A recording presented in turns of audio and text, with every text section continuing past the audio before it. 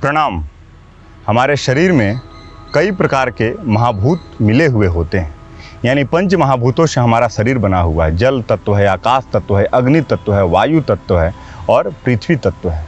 उसी प्रकार से हमारे योग शास्त्रों का मानना है, हमारे आयुर्वेद के बहुत ही महान ग्रंथों का यह मानना है कि शरीर में अगर किसी प्रकार का रोग उत्पन्न होता है तो रोग उत्पन्न होता है त्रिदोष का संतुलन के कारण। यानी हमारे शरीर में त्रिदोषों का बहुत ही महत्वपूर्ण स्थान है।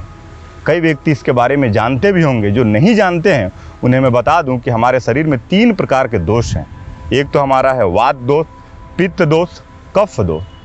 यानी इनका संतुलन ही हमारे जीवन का स्वास्थ्य का केंद्र होना चाहिए। अगर ये केंद्र नहीं है, अगर इनमें संतुलन नहीं है, ये बैलेंस नहीं है, ये कंट्रोल नहीं है, ये नियंत्रण में नहीं है, तो आप मान कर चलिए कि आपके शरीर में धीरे धीरे कई प्रकार के नए रोग उत्पन्न होने जाते हैं। क्योंकि हमारा जो शरीर है वो इन्हीं त्रिदोषों के संतुलन के कारण टिका हुआ है।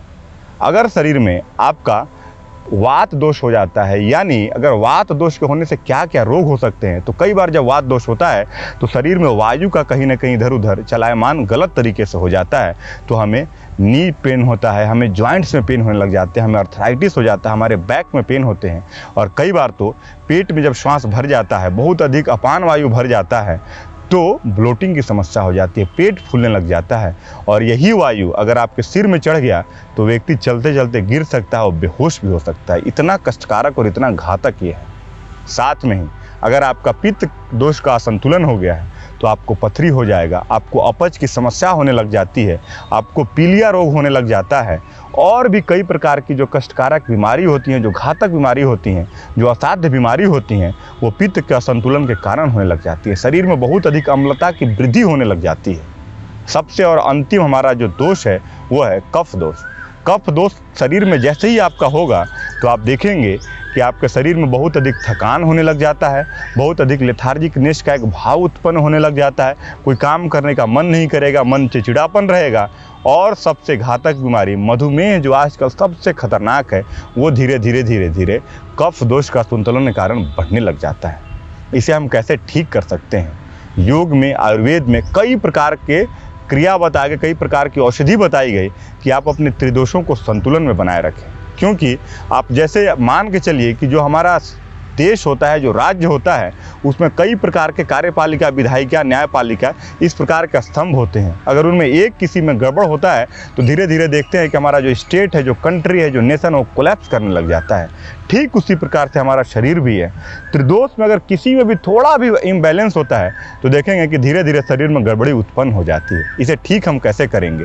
जो हमारा हाथ है, जो हमारा पैर है, उसमें कई प्रकार के नर्व जुड़े हुए हैं और कई प्रकार के हमारे शरीर के जितने अंग हैं उसका यहाँ पे कहीं ना कहीं सबसे चूट बना हुआ है। यानी इसको हम प्रेस करके, इसको हम मसाज करके, इसको हम दबा करके कई बीमारी ठीक कर सकते हैं। आज हम हाथ की उंगलियों को रब करके, मसाज करके कैसे त्रिदोष का संतुलन बनाएंगे वही सीखने वाले हैं। तो ये वीडियो को आप छोड़कर मत जाइएगा, पूरा देख कर जाइए। अगर आपको वात दोष में असंतुलन हो गया है, यानी आपको दर्द देने लगा शरीर में, कहीं पर पीठ में दर्द हो रहा है, कमर में दर्द हो रहा है, घुटने में दर्द हो रहा है, एंकल में दर्द हो रहा है, या पेट में हमेशा भरा भरा लगता है, अपान वायु का पूरा वृद्धि हो चुका है, सिर में फैंट होने का लगता है, बहुत अधिक सिर में तेजी से वायु चढ़ गया है, तो आप क्या करेंगे? वो वात का असंतुलन है। उसके लिए आपकी जो दाहिने हाथ की उंगली है या बाएं हाथ की उंगली है, उसका जो कनिष्ठिका उंगली है, जो लास्ट फिंगर है, उसको मसाज करेंगे। कैसे मसाज करेंगे?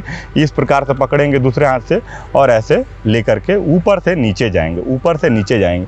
बहुत हल्का नहीं करेंगे, एकदम हल्के हाथों, थोड़ा ताकत देंगे।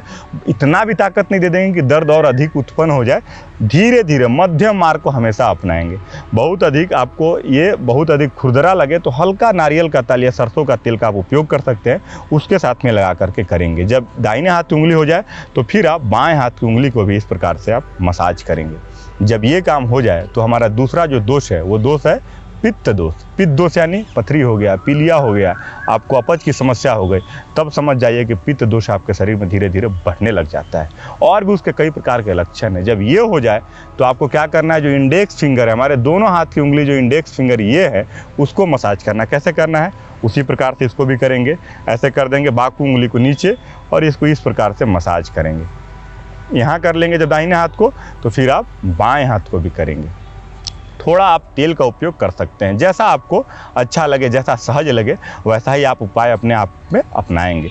जब ये हो जाए तो हमारा अंतिम दोष बच जाता है कफ दोष। कफ दोष यानी आपको आलस्यता हो रही है, आपको थकान हो जा रहा है, थोड़ा चलते हैं तुरंत थकने लग जाते हैं, श्वास फूलने की बीमारी होने लग जाती है, दमा हो जाता है, अस्थमा हो जाता है, एलर्जी है, और आपको खास करके अगर डायबिटीज़ की तरफ आप बढ़ रहे हैं तो कफ दोष का असंतुलन है। उसके लिए आप क्या करेंगे, जो आपकी जो रिंग फिंगर है जिसमें हम अंगूठी पहनते हैं, उस फिंगर को मसाज करना है। इस प्रकार से देख रहे होंगे, ध्यान से देखिए और ध्यान से इसको करना है। बड़ी ही प्रगाढ़, बहुत ही अच्छी विज्ञान की तकनीक है जिससे आप इसे ठीक कर सकते हैं। जब दाहिने हाथ में हो जाए तो बाएं हाथ की जो रिंग फिंगर है, ये जो रिंग फिंगर, इसको मसाज आप करेंगे। बैठ जाना है कहीं पर भी और चुपचाप करेंगे।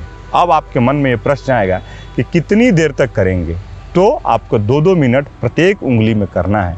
यानी 2 मिनट वात दोष के लिए कनिष्ठिका को किए, 2 मिनट फिर आप इसके लिए किए, पित्त के लिए किए इंडेक्स को, फिर 2 मिनट किए आप रिंग फिंगर को कफ के लिए। जब दाहिने हाथ में हो जाए तो फिर बाएं हाथ में, यानी 2-2-2 6 मिनट इसमें लगना है और 6 मिनट इसमें लगना है। 10 से 12 मिनट में आपका यह अभ्यास पूर्ण होगा, लेकिन इसका जो लाभ मिलने वाला है वो अपूर्ण मिलने वाला है। इसका कोई अर्थ ही नहीं है, इसका कोई बहुत अधिक मापदंड नहीं है। तीनों दोष का अगर आप संतुलन बना लेते हैं तो आप मान के चलिए कि आपके शरीर में किसी प्रकार की बाकी जो रोग है, कोई पीड़ा है, वो रहने वाली नहीं है। घर छोड़कर वो तुरंत भाग जाएंगे। तो इस अभ्यास को आप नियमित कीजिए। नहीं होता है तो आप वीडियो खोलिए, वीडियो के साथ में आप करेंगे 2-2 मिनट तक पॉज करके। और अगर हो जाता है तो एक बार सीख लिए तो हर दिन घर में बैठकर सुबह शाम 2 समय अगर करेंगे इसको, 10-10-20 मिनट जाने वाला है, तो देखेंगे कि आपका जो स्वास्थ्य धीरे धीरे वृद्धि करने लगा। बुढ़ापे में कई प्रकार के रोग उत्पन्न हो जाती है व्यक्तियों को, और तीनों दोष का संतुलन के कारण और भी कई प्रकार की बीमारी जन्म लेगी। तो इसको अगर आप करेंगे तो ठीक रहेंगे। करना कैसे है, कहीं पर भी बैठ के, कुर्सी पर, सोफा पर, बेड पर, बस में अगर कहीं जा रहे हैं वहाँ बैठे हुए हैं, गाड़ी में अपने जा रहे हैं वहाँ बैठे हुए हैं, बस रीढ़ की हड्डी को सीधी करनी है। और इस मुद्रा का अभ्यास और इस तकनीक का अभ्यास जो है, इसका अभ्यास आप करेंगे तो आप एकदम ठीक हो जाएंगे। तो अगर आप अपने आप को इस तरह से ठीक करके स्वस्थ कर सकते हैं इस उपाय को अपनाकर, तो इस वीडियो को बाकी के साथ भी शेयर कीजिए, क्योंकि आपके रिश्तेदार, आपके मित्र, आपका बेटा, आपका जो पिताजी हैं, सबके साथ ये वीडियो को शेयर कीजिए ताकि उन्हें भी किसी प्रकार की दिक्कत ना हो। अगर किन्हीं को कोई दिक्कत नहीं है तो भी ये करेंगे तो कोई और रोग अन्य नया जो है उत्पन्न नहीं होगा। तो इसको खूब शेयर कीजिए। और भी किसी प्रकार की अन्य जानकारी के लिए हमारे आप कमेंट सेक्शन में कमेंट कर सकते हैं। और इसी प्रकार के योग, अध्यात्म, आयुर्वेद संबंधित मार्गदर्शन के लिए आप हमारे चैनल द योगी मॉन्क को सब्सक्राइब कर सकते हैं। बहुत बहुत धन्यवाद।